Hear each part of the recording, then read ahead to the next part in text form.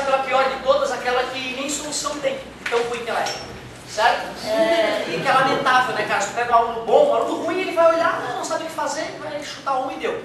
E vai ter tempo para as outras. O aluno bom não, ele vai achar que tem uma solução, vai ficar fuçando e vai perder às vezes 10 minutos, é uma questão que não tinha solução. Certo? Muito triste isso, né? Mas vamos lá, tudo bem. Certas, professor, como é que eu acho essa prova? Teoricamente já tem essa prova na tua casa, né? Já tem essa prova na tua casa que é o Enem do ano passado. O mínimo que tens que fazer é estudar a prova anterior à prova que tu vai fazer, né? Se tu não tem ainda, que Deus te proteja e baixa ela hoje. Enem 2011, 2, 3 cliques, puxa, tá lá a prova, o gabarito já para tu também conferir na medida que tu vai estudando, né? Certo? Mas vamos lá, vamos fazer uma análise dessa questãozinha 56, 2011, Enem. Certas ligas estanho-chumbo com composição específica formam um eutético simples, o que significa que uma liga com essas características se comporta como uma substância pura, com um ponto de fusão definido, no caso, 183 graus Celsius. Que legal! Então eu já sei que mistura eutética é aquela que se comporta que nem uma substância pura no ponto de fusão. Se numa próxima questão de química perguntar o que é uma mistura azeotrópica, o que é azeotrópica, meu Deus? É o ponto de ebulição que é o mesmo. Lembra disso? Vocês lembram, né? Que tem eutética e azeotrópica, desde o fundamental que a gente estuda, gente. Certo? Não é normal não lembrar disso. Tá?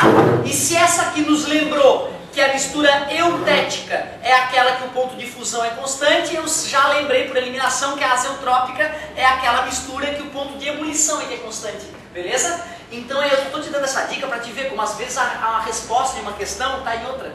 Certo? Isso é clássico de Enem. É possível que em alguma questão de química ele trabalhe essa história de azeotrópica e eutética. Mas tudo bem, vamos lá. Esta é uma temperatura inferior ao ponto de fusão dos dois metais que compõem a liga, esta liga. O estanho puro funde a 232 e o chumbo puro funde a 320. Oh, eu lembro do cheirinho de chumbo, quando eu derretia chumbo para fazer chumbada de pescaria, né? Para pescar no costão, a chumbada tem que vir quicando sobre a água e faz um barquinho de chumbo para isso acontecer, tão divertido. O que justifica sua ampla utilização na sondagem de componentes eletrônicos, em que o excesso de aquecimento deve ser sempre evitado, deve sempre ser evitado. Realmente, né? Um equipamento eletrônico chegando a 180 graus, imagina, derreteria a placa que é feita de plástico, né? De um certo tipo de plástico, beleza? Então não tem problema usar uma solda que resiste até 183 graus, porque o equipamento nunca vai chegar nessa temperatura. Então perfeito usar liga chumbo estanho para soldar equipamentos eletrônicos, como a gente sabe, beleza? De acordo com as normas internacionais, os valores mínimo e máximo das densidades para essas ligas são de 8,74 gramas por ml e 8,82 gramas por ml, respectivamente. Okay.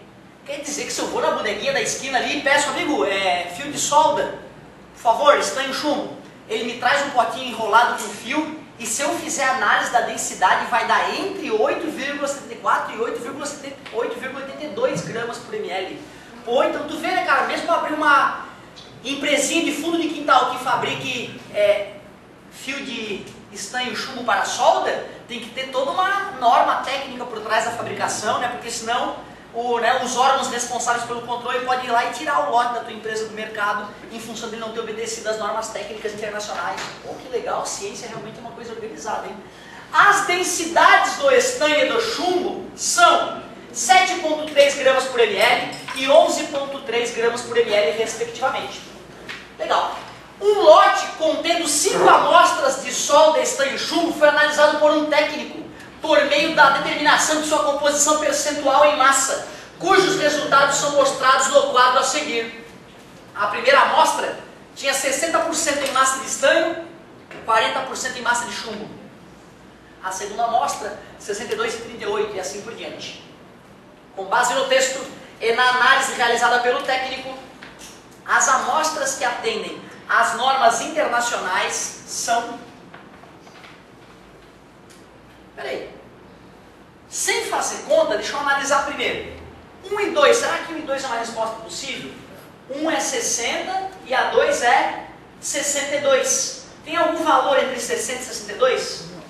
Aqui, a parte de baixo? Não, né? Então, de fato, essas duas são possíveis. Porque elas estão uma do lado da outra, essas amostras. Certo? Então, é possível que sejam essas duas. Calma que tu já vai entender. 1 e 3. Pode ser a de 60% e a de 65%?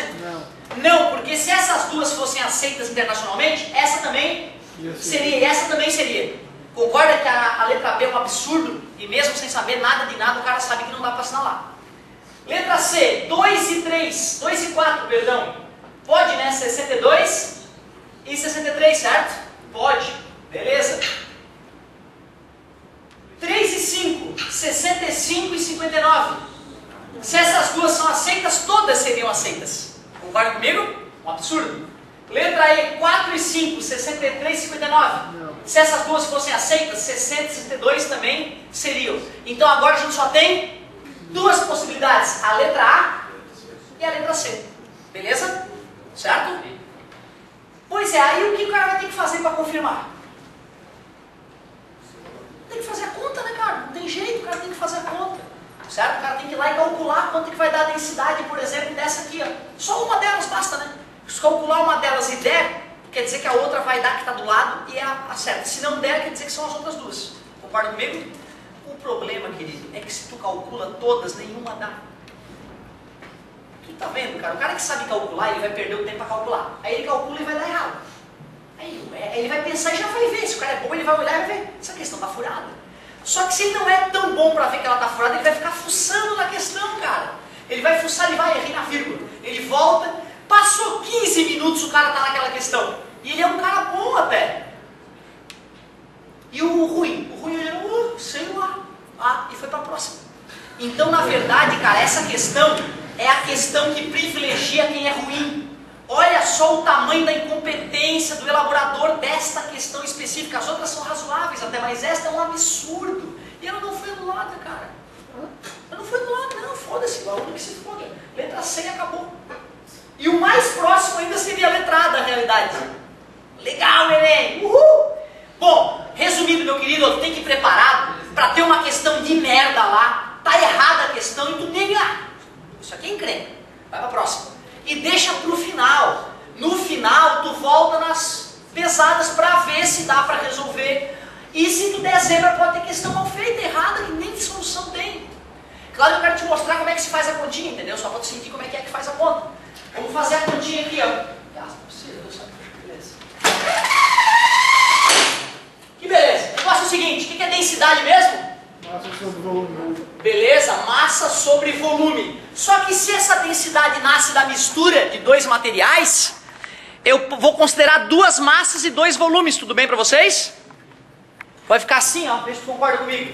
Eu posso dizer então que a densidade é igual massa de um mais a massa do outro, estanho e chumbo, volume de estanho mais volume do chumbo, não é isso? Das amostras fornecidas, a que tinha o valor mais legal para calcular é a de 60% e 40%. E era em massa, hein? Essa porcentagem, o texto falava que era em massa. Como é que eu represento 60% em massa? 0,6 m. Tá? Para ficar elegante tem que ter um m representando na massa total, né? Isso é o estanho, e para o chumbo? Muito obrigado, 0,4 m. Falta calcular agora o que então? Os volumes, falta calcular os volumes. E densidade é massa. Densidade do estanho, 7,3 ele falava. Massa de estanho, 0,6 m, né? 60% da massa, não é isso? Volume de estanho, está dividindo, passa. Está multiplicando, passa. O volume de estanho vai ficar 0,6 m sobre 7,3, beleza? E aí, meu querido, se tu... Peraí, se o volume de estanho é esse, como é que eu calculo o volume de chumbo? Isso, 0,4 m. A densidade do chumbo, que era 11,3. Beleza? 11,3. Aí é que tá, ó. Se esses números fossem legais, né, se 6 sobre 103 fosse legal para somar com 4 sobre 113, eu tiraria o MNC, divido pelo embaixo, multiplico pelo cima, para não usar vírgula e não perder informação. Só que nesse caso, esses números são primos. Se tu for tirar o MNC deles, tu vai te arrombar, tu vai demorar muito para fazer e vai perder um tempo enorme. Então o mais legal seria fazer 6 dividido por 103 no cantinho. Né? Ontem eu fiz essa questão, eu demorei 3 minutinhos para perceber que ela estava errada, que ela estava falha, certo? E fazendo na munheca a continha. Eu não quero perder tanto tempo hoje, e hoje já te mostrei que eu sei fazer conta, né? Então eu vou fazer na calculadora aqui como eu fiz na outra turma para a gente não perder tempo. Só para a gente ter noção de quanto é que daria. 6 dividido por 73. Vamos pegar umas 3 casinhas, né? 0,082. E o volume de chumbo agora? 4 dividido por 113. 0,353. Ô, animal, ok. 0,035. Está de bom tamanho. Certo? M. Muito obrigado. Tem M e tem M. Concordam que eu posso somar esses volumes para ter o volume total da substância? Show de bola. Vírgula embaixo de vírgula, né? Ponto 0,82 mais ponto 0,35. O que dá 0,117 M. Em cima vai dar 1 M, né? Dividido por 0,117 M. Corta, densidade, faz mais uma divisãozinha. 1 dividido por 117, 8,54 aproximadamente. Mas de acordo com ele, na norma internacional, a densidade da liga tem que estar entre 8,7 uns quebrado, 8,8 uns quebrado. Essa aí está dentro da liga? Está dentro? Não, né? Então, por eliminação, se o cara não pensar, já que a letra A não pode, tem que ser a letra, que eram as únicas duas, né? Beleza? E é o gabarito C. Certo? Espera aí. Não tem que ser mais denso? Tem que ser mais denso, né? Se tem que ser mais denso, tem que ter mais chumbo ou mais estanho? Tem que ter mais chumbo, porque o chumbo é mais denso que o estanho. Para aumentar a densidade dessa liga, tem que acrescentar mais chumbo. E se eu testei aqui tem 60% de estanho e 40% de chumbo, só tem mais uma que tem mais chumbo, a 59% e 41%. E está errado. E nem ela entra na norma internacional. Ou seja, a questão é totalmente torta. O gabarito considerado legítimo é o C, que é um dos gabaritos possíveis na parte da lógica, mas é um gabarito errado. Outra, se o aluno olha isso, diz que está errado e não pensa, ele vai no item C e acerta. Se ele dá uma pitadinha de se ele filosofa um pouquinho, ele se arruma. Olha por quê? Caramba, eu tenho que deixar mais denso. Para deixar mais denso eu preciso de mais chumbo. Então a outra liga menos pior que essa é aquela outra do 59% e 41%. E ela também não está dentro das possibilidades, se o cara fosse fazer a conta. Beleza? Ou seja, o aluno bom perde tempo porque ele fica tentando entender o que está acontecendo com a questão. Mas é uma questão que está errada, foi mal projetada. Esse é o maior risco que o aluno bom corre no vestibular. Ele pegar e dar uma travada numa questão. Então, amigo, 3 minutos, vai marcando, cara. Vai marcando 3 minutos por questão no máximo. Entendeu? E depois, no final, o que sobrou, tu volta para as encrencas, tá? Faz isso, porque senão pode realmente dar problema. Eu até lembro de um caso de um aluno nosso aqui de energia, que era um gênio. Um gênio. Muito além de mim na matemática. Quem dera eu ter a cabeça dele para a matemática que ele tinha. Ele me pegava num canto assim, professor, qual é a definição de esfera em 4 dimensões? Eu olhava para ele, amigo, minha cabeça é cartesiana, é 3D só. 4D tu procura na faculdade alguém para resolver para ti. O guri era muito além, realmente, ele não estava preocupado com essas coisas que nós estamos preocupados, ele já tinha resolvido todas essas encrencas matemáticas que vocês estudam. Enquanto na aula de matemática a galera estava vendo coisinha básica, ele estava lá na matemática da faculdade, brincando ali na agenda dele. Ele ia para casa calculando. Assim, não é piada, assim. Ele não comia, às vezes ele não queria almoçar com a mãe dele, que a mãe dele não deixava ele calcular durante o almoço. Ele se escondia e ficava calculando no quintal de casa. Não é piada, não é real. Ele era um cara com uma dificuldade imensa de fazer redação. Graças a Ana, que fez um trabalho exaustivo com esse guri, ele conseguiu passar na UFSC, fazer matemática. Entrar para matemática. Só que aí bateu um professor lá e fez curso, parece. Mas o cara era um gênio, cara. Certo? E provavelmente deve ter dado umas porradas porque o cara não sabia fazer o que ele estava fazendo. Não entendeu ele, né? Você é um animal. Só que ele não falava direito. Realmente tinha uma dificuldade complicada para a comunicação. E diz até que Einstein e Newton tinham a mesma síndrome que esse menino tem, que é a síndrome de Asperger, ou Asperger. A mesma síndrome que o Einstein e o Newton tinham. A galera fica meio esquisita quando tem essa síndrome, mas fica muito além, né, dos humanos normais. Olha que loucura. Aí tu imagina, cara, ele era um cara que na Olimpíada de Física e de Matemática ele ia lá, porra, detonava uns problemas cabreiro. Só que aí se no meio, antes do final da prova, tivesse um que ele não soubesse, ele não conseguia pular aquele. Ele ficava até o final da prova naquele, travado, tentando resolver aquele problema e não conseguia ir para os próximos. Olha que loucura a cabeça do cara. É um gênio que tem dificuldade emocional de falar, tá na hora de eu parar, vou para a próxima.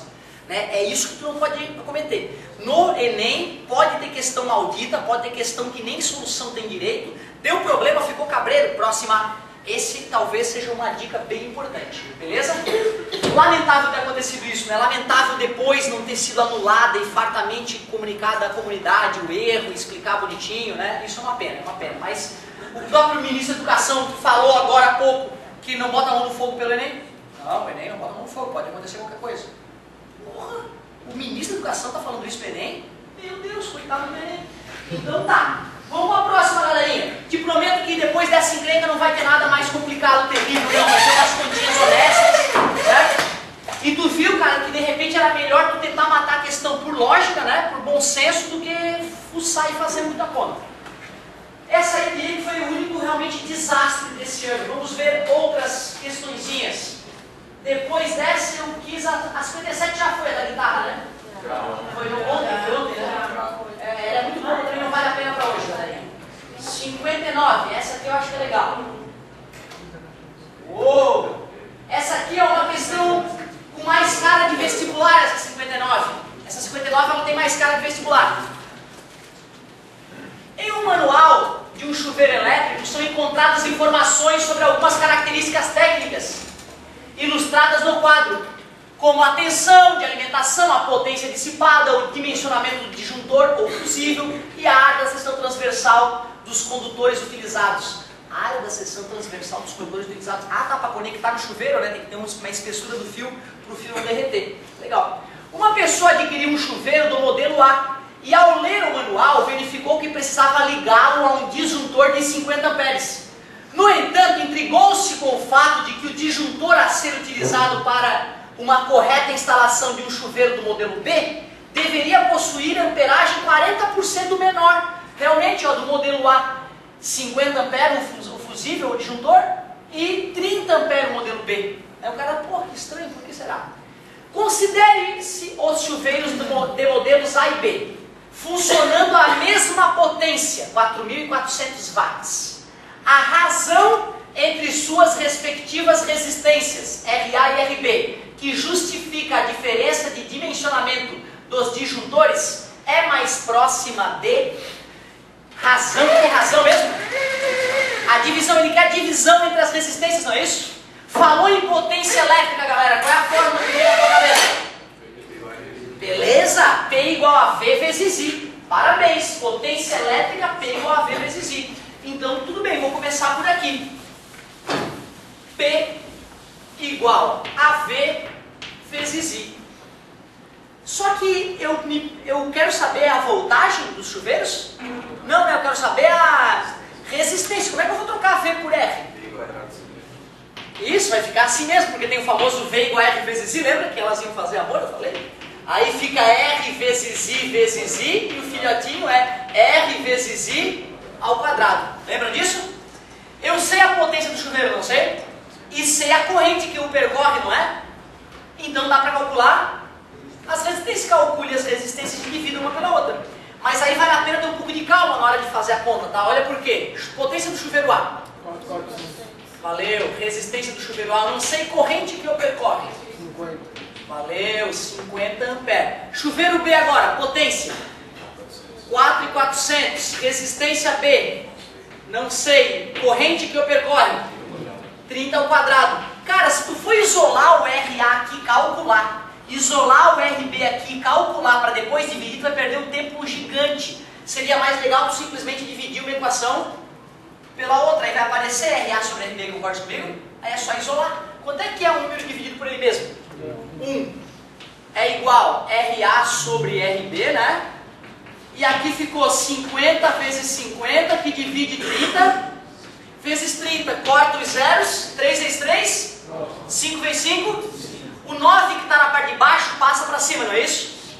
9 e o 25 que está multiplicando passa, pronto, isso é RA sobre RB. Então, tu concordas comigo que dividir por 25 é o mesmo que multiplicar por 4 e dividir por 100? É, né? Tem 4 centésimos, simplificando é 1,25, né? 4 vezes 9. 36 divide por 100. 0,36. Bacana essa técnica de dividir por 25, né, cara? É muito prática, né, cara? Multiplica por 4, que é ridículo, e divide por 100, então com a vírgula. Dividir por 25. Legal, né, cara? Muito bom manjar de fração. Então ficou 0,36. 4 vezes 9, 36 dividido por 100, então é 0,36. Ele pedia a mais próxima. Tem 0,4? Não tem 0,4, então é 0,3. Letra A. A letra A. Desculpa, não é a corrente máxima que pode percorrer o circuito? Sim. Então é uma corrente válida máxima. É uma corrente? Válida. A corrente máxima é válida. Sim, sim, sim. Na verdade, quando a gente diz a potência máxima do aparelho, a gente considera que está atravessado pela corrente máxima, certo? Então, quando a gente compra um aparelho e o aparelho diz que é 1500 watts, é a máxima potência dele, que só vai ser atingida quando a máxima corrente admissível estiver, é isso aí mesmo, certo? Então, tu vê, cara, essa aqui já é respeitável, não é uma questão ultra difícil, porque era só saber P, né, P igual a V vezes I e V igual a F vezes I, um pouquinho de álgebra, certo? Mas é uma questão que tem cara de vestibular, que o cara tem que saber um pouquinho de física para matar, que tem que fazer uma continha bobinha ali rapidinho para poder achar a conta. Então eu diria que é uma questão bacana, se todas tivessem esse nível, seria mais justo. Outra, questões desse tipo, vocês têm chance de acertar, porque vimos tudo bonitinho, algumas vezes ao longo do ano, fizemos vários exercícios. Agora, num outro colégio um pouco mais desorganizado, a galera não viu direito, cara. Então a chance de acertar uma questão dessa já cai lá embaixo, certo? Então, essa aqui eu gostei, essa aqui eu achei uma questão legal, espero que eles continuem usando questões desse tipo. Vamos para a próxima. Vamos para a próxima. Depois dessa eu selecionei 63, vamos ver. Vamos ver se é legal. Bastante coisa de química também, né, gente? Bastante coisa de química aparecendo.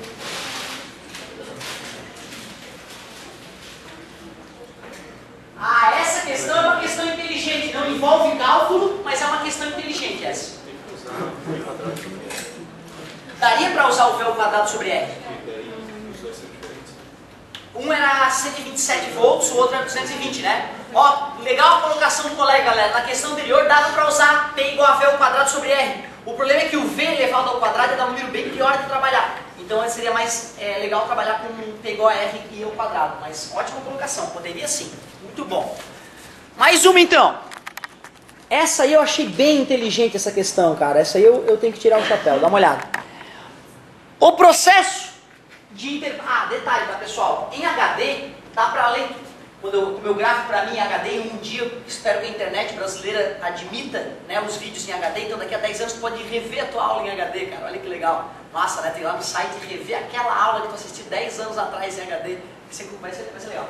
Só que aí, ó, como ainda não é em HD, tu não consegue ler através, né, da filmagem que eu converto para WMV em menor qualidade para caber na internet brasileira. Aí não dá para ler. Mas aí o que o cara faz? Vai no Google, digita Enem 2011 e baixa a prova, né? Beleza. É a questão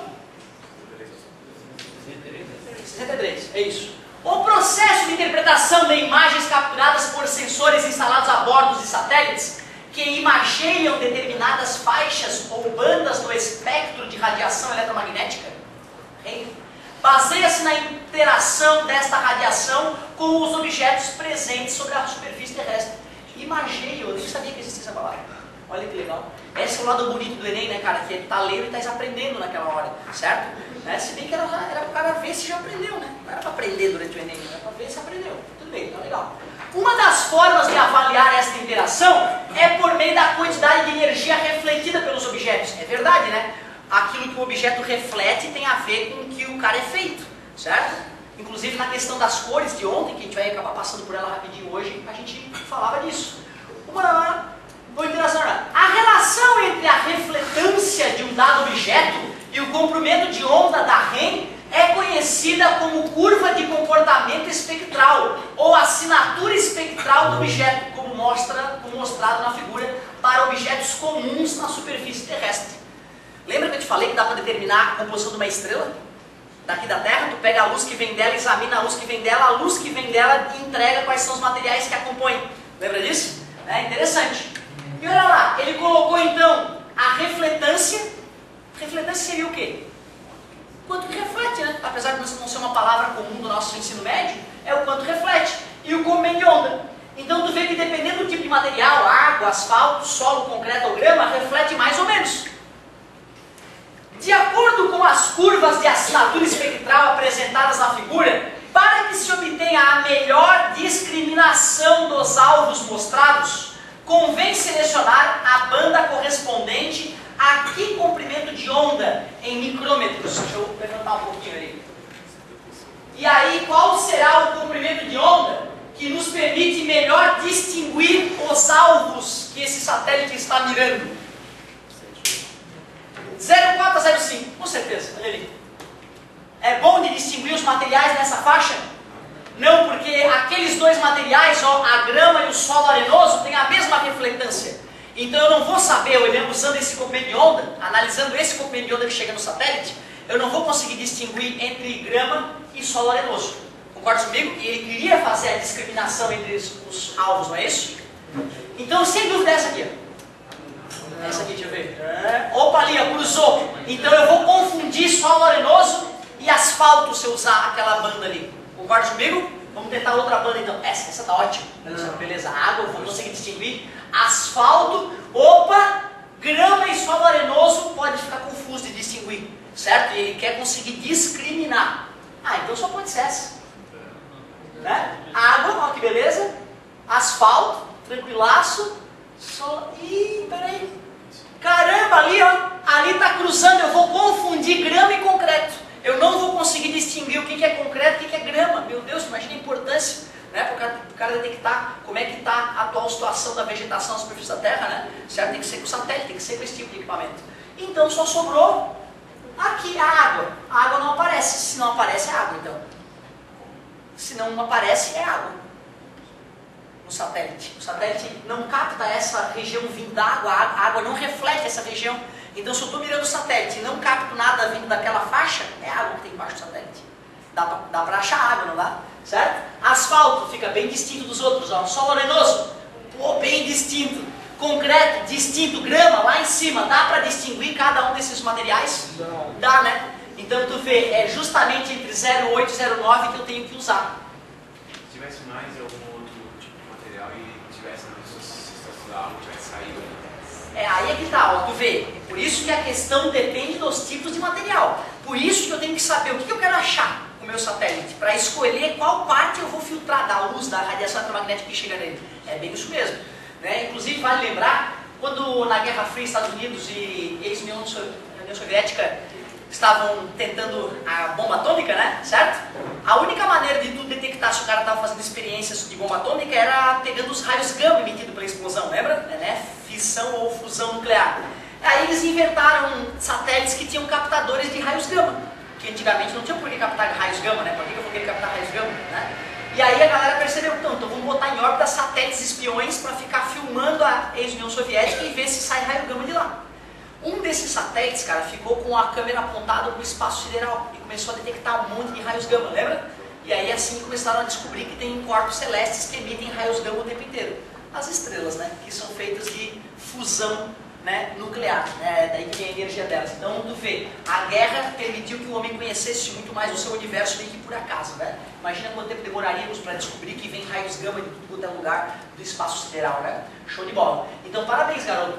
Essa faixa é para esses materiais. Se tivesse um outro material para ser analisado, é possível que o cara escolhesse outra faixa para analisar. Muito boa colocação.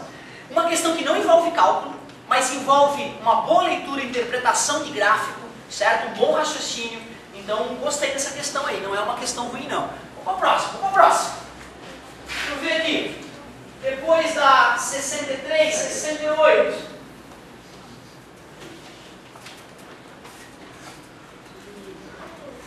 Ah, não, essa já foi no de ontem, só vou fazer um comentário. Fazer um comentário que eu não comentei, que foi muito rápido, né? O aulão de ontem, eu não esperava que ia dar aquele aulão, no meu e-mail eu não estava escalado, ia ser para ser hoje mesmo, só que um colega se machucou, tive que, né, de supetão, escolher umas questõezinhas para analisar, e uma das que eu analisei foi essa aqui, né? Nem todos estavam, acredito, né? Certo? Mas a questão diz o seguinte, ele fala, a questão do enunciado mostra que dá para usar um disco de cores e a intensidade de luz absorvida por um material, o comprimento de onda, né? E a intensidade de luz absorvida para determinar a cor do material, desse objeto. Esse material, galera, que tipo de comprimento de onda ele mais absorve? Que tipo de comprimento ele mais absorve? Próximo do 500. Se ele absorve a onda bastante, a que tem 500 nanômetros de comprimento de onda, tu concorda que para refletir tem que ser distante desses 500, tem que ser o mais distante possível dos 500, mas ainda visível, né? Porque se chegar próximo do 500, ele também aceita, absorve. Por isso que a gente pega o disco de cores, que tem as cores do arco-íris em ordem crescente de Cobb de onda, ou decrescente, dependendo de onde tu gira, né? E aí tu vai lá e tu percebe que aquela radiação que está sendo absorvida, dos 500 nanômetros, é a radiação que compreende a cor verde. Então eu tenho que buscar a cor de frequência de Cobb de onda, portanto, mais diferente, para ter chance de ser refletida, não é isso? Por isso que a gente vai no lado oposto do disco. Então se é verde que ele está absorvendo, então a chance de estar refletindo é o vermelho, que é a que tem Cobb de onda mais distinto, mais diferente. Beleza? Então é por isso que a gente vai do outro lado do disco. Eu não expliquei por que a gente ia do outro lado do disco, eu só resolvi a questão. A questão fala que eu tenho que ir no lado oposto do disco, a questão te ensina a usar o disco. Só que eu não expliquei o porquê disso, né? Então a explicação está ali. Se eu quero ver o corpo, a cor que eu vejo é o que ele reflete, não é isso? Então eu tenho que pegar uma onda que seja bem diferente da que ele absorve, certo? Então é por isso que eu vou no lado oposto do disco. Muito bom. Mas não era essa não, essa aqui já tinha ido, é muito tranquilinha. Vou pegar uma mais gostosinha aqui, ó. 60, 70, vamos ver. Ah, essa sim, ó, respeitável, olha lá. Essa questãozinha também, cara de vestibular, uma questão que o cara tem que ter física básica legal para matar. Não é terrível, mas é uma questão bacaninha. Olha só que bonito. Em um experimento realizado para determinar a densidade da água de um lago, foram utilizados alguns materiais conforme ilustrado. Um dinamômetro D com graduação de 0 a 50 newtons, um cubo maciço e homogêneo de 10 centímetros de aresta e 3 kg de massa. Volume desse cara. Volume desse cara. Quanto? Isso, 10 vezes 10 vezes 10. 1000 centímetros cúbicos. Lembra que volume de cubo é aresta vezes aresta vezes aresta? Isso é obrigatório de lembrar já, tá, galerinha? Inicialmente foi conferida a calibração do dinamômetro, constatando-se a leitura de 30 newtons quando o cubo era preso ao dinamômetro e suspenso no ar. Lógico, a gravidade é 10, então, né? O cara tinha 3 quilos, M vezes G, 30, então se o dinamômetro está segurando o cubo no ar, o empuxo do ar é desprezível, né? Tinha que dar 30 newtons mesmo. Ao mergulhar o cubo na água do lago, até que metade de seu volume ficasse submerso, foi registrada a leitura de 24 newtons do dinamômetro. Por que quando eu mergulhei parte do objeto na água, a leitura do dinamômetro diminuiu? O empuxo, parabéns, né? É a força que a água fez para cima. De quanto foi essa força? Claro, se era 30 e agora é 24, quer dizer que a água empurrou o objeto para cima com 6 newtons. E essa força é chamada de empuxo. É isso aí. Considerando a gravidade 10, determine a densidade do lago. É isso aí. Então vamos lá. Alguém lembra da fórmula do empuxo? Isso. Essa é a maneira como eu gosto de lembrar a fórmula do empuxo. É o famoso MG verde. MG verde. E é assim que eu gosto de lembrar dela. Certo? Tem o MG hoje, né? Da teorema de Steph, lembra? P igual a P0 mais MG hoje. E ali é o MG verde. Cuidado, hein? A UFES que não usa Mi, já usou, mas atualmente ela tem usado o Rho para densidade ou massa específica, aliás. Tá beleza? Só para não te confundir, a UFES que é Rho que vai ali, certo? E o professor, e a densidade linear de hoje, que era massa sobre L? Não, isso é a UFES que mantém. Isso aqui é a UFES que mantém, Mi igual a M sobre L, tá? Só para de repente não ver o Rho lá e não ficar apavorado, é a mesma coisa que o nosso Mi. Aí não dá para falar MG verde, não gosta, certo? Qual é o empuxo? 6. A densidade, a massa específica da água, eu quero descobrir, não é isso? Gravidade. E o maior perigo, o volume submerso desse corpo. Isso, ó, porque 10 vezes 10 vezes 10, 1000 centímetros cúbicos é o volume total. Só que só metade estava submerso, não é isso? Ou seja, o volume submerso são 500 centímetros cúbicos, porém, eu estou usando tudo no sistema internacional por enquanto, né? Eu vou manter. Como é que passa de centímetro cúbico para metro cúbico? Esse é o maior perigo dessa questão. Divide por 1000 e divide por 1000 de novo, né? Concorda comigo? Seria 10 na menos 2 se fosse de centímetro para metro, né, gente? Mas como é o cubo, é 10 na menos 2 ao cubo. Então vai dar 10 na menos 6, olha o perigo. 500 vezes 10 na menos 6 metros cúbicos. Vou deixar mais bonito isso aqui. aqui, 1, 2, 3, 0,5 vezes 10 na menos 3 metros cúbicos. Agora que eu descobri o volume, acabou. 0,5 vezes 10 na menos 3. 10 vezes 0,5. 5, está multiplicando, passa 6 que divide 5 vezes 10 na menos 3 é igual a ρ, ou mi. ρ igual, 6 por 5 é 1,2. 10 na menos 3 vai para cima, 10 na 3 quilogramas por metro cúbico. Porém, se nós formos olhar o gabarito, e agora? Ah, bom, é porque é em grama por centímetro cúbico. Quem é então? 1,2. É 1,2, né? Lembra que a água é 1 grama por centímetro cúbico. E no Sistema Internacional, 1000 quilogramas por metro cúbico, né? É isso aí. Então era só ter corrigido o valor. Letra B, 1,2. Ali está o resto do cálculo, galera, não acompanhou. Então essa aí também é uma questão de nível médio, que dá para acertar. Uma fórmula só precisou usar o bicho verde, certo? E o perigo era as unidades. Eu fico feliz quando a questão tem unidade, porque de certa forma exige, né, cara, que o aluno tenha feito um ensino fundamental legal, porque, né, desde o fundamental que a gente trabalha isso. Então é bacana ter essa competência aí. Gostei da questãozinha, uma questão honesta, tomara que caia questões desse tipo no Enem. Porque vocês têm mais chance que a grande imensa maioria dos brasileiros. Muito mais chance. Vamos para a próxima. Beleza. Vamos rememorar o nosso querido Titanic. Foi bem aqui que eu parei na outra turma. Vamos ver se eu consigo de repente finalizar. Na outra turma não deu tempo de finalizar, mas pelo menos iniciar a questão. Aí a gente continua desse ponto na próxima. Essa questão aí, cara, quando eu estava fazendo ela, eu lembro que eu quase troquei de gabarito. Eu pensei assim, não, tem que ser a outra. Aí eu li mais uma vez o enunciado e aí consegui decidir pelo gabarito certo. Mas foi uma questão que eu quase errei. Dá uma olhada. Uma equipe de cientistas lançará uma expedição ao Titanic para criar um detalhado mapa 3D que vai tirar virtualmente o Titanic do fundo do mar para o público. A expedição ao local, a 4 km de profundidade no Oceano Atlântico, meu Deus, 4 mil metros, está sendo apresentada como a mais sofisticada expedição científica ao Titanic. Ela utilizará tecnologias de imagem e sonar, que nunca tinham sido aplicadas ao navio para obter o mais completo inventário de seu conteúdo. Esta complementação é necessária em razão das condições do navio afundado há um século. No problema apresentado, para gerar imagens através de camadas de sedimentos depositados no navio, o sonar é mais adequado, pois é mais adequado que quê? Que a luz, né? Porque ele falou tecnologias de imagem e sonar. Certo? Ele está comparando, eu vou usar uma câmera com luz ou vou usar um equipamento que emite som, reflete e volta para captar a imagem, né?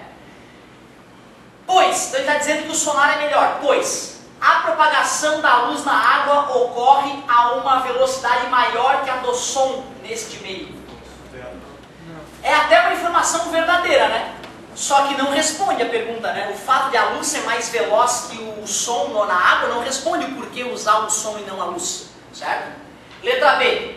Isso é o que eu te digo, cara. Ele usa uma coisa verdadeira, mas, né, não responde a pergunta.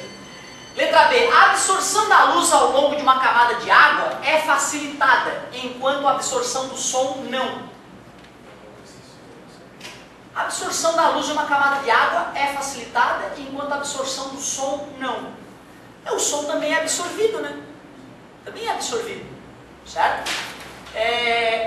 E falar que o som não é absorvido é um erro, certo? Embora essa alternativa pudesse explicar, ele está afirmando ali que o som não é absorvido. E parte do som é absorvida. Ele não fala facilitada. Exatamente. A absorção da luz ao longo de uma camada de água é facilitada, enquanto a absorção do som não. Mas o cara vai filmar a que distância do Titanic? Certo? Será que é a distância entre o equipamento luminoso e o Titanic que vai dificultar isso? Certo? É isso que eu estou te dizendo. Seria de repente interessante se eu fosse analisar o seguinte, ó, a luz e o som vão ter que atravessar 1 km de água. Aí realmente a luz não vai atingir, o som pode atingir. Eu concordo. Mas vocês concordam que eles vão mergulhar, eles vão levar os equipamentos lá, o enunciado falou isso, né? Que eles vão ir a 4 mil metros de profundidade. Ou seja, está ali o Titanic e está aqui o equipamento. Aí a afirmação já não explica. porque é uma camada pequena de água.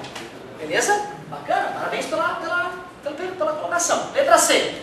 A refração da luz a uma grande profundidade acontece com uma intensidade menor que a do som. É a refração que eu uso para captar a volta dessa luz ou desse som? Não, né? É reflexão, né, que faz isso acontecer. Não, a refração não tem nada a ver. Letra D. A atenuação da luz nos materiais analisados é distinta da atenuação do som nesses mesmos materiais. Atenuar, o que é atenuar? Um atenuante. Ah, o cara matou o fulano de tal, mas tem um atenuante. Foi em defesa própria. Atenuar é minimizar, certo? É reduzir. Isso que é atenuar. A atenuação da luz dos materiais analisados é distinta da atenuação do som nesses mesmos materiais. Ou a última, né? Reflexão da luz nas camadas de sedimentos é menos intensa do que a reflexão do som nesse material. Ele quer analisar o sedimento? Ele quer analisar o que está atrás do sedimento, não é isso? E por essa explicação, com o som vai ser melhor ver o sedimento. E é justamente o contrário, eu quero poder penetrar no sedimento e ver o que tem por trás do sedimento para ver o Titanic, não é isso? Então, na verdade, a única possível é a letra D. A atenuação da luz dos materiais analisados no sedimento, certo? É distinta, ele não falou nem que é mais nem que é menos, é distinta da atenuação do som nesses mesmos materiais, certo? Então o item D é o único possível para explicar por que usar o sonar e não a luz. E tu vê uma questão delicada. Concordo com o amigo que a letra B poderia gerar, né, dúvidas e a letra E também. Eu quase mudei para a letra E. Só que aí eu li o enunciado e vi que ele queria ver através do sedimento. Então não adianta o som ser refletido mais intensamente pelo sedimento, né? Concorda comigo? Então por isso que a letra D é a que eu mantive e é realmente considerada correta. Daqui a pouquinho a gente continua com mais algumas, pessoal. Aliás, estou devendo uma questãozinha para o amigo também, que é um pouco além. E nós faremos.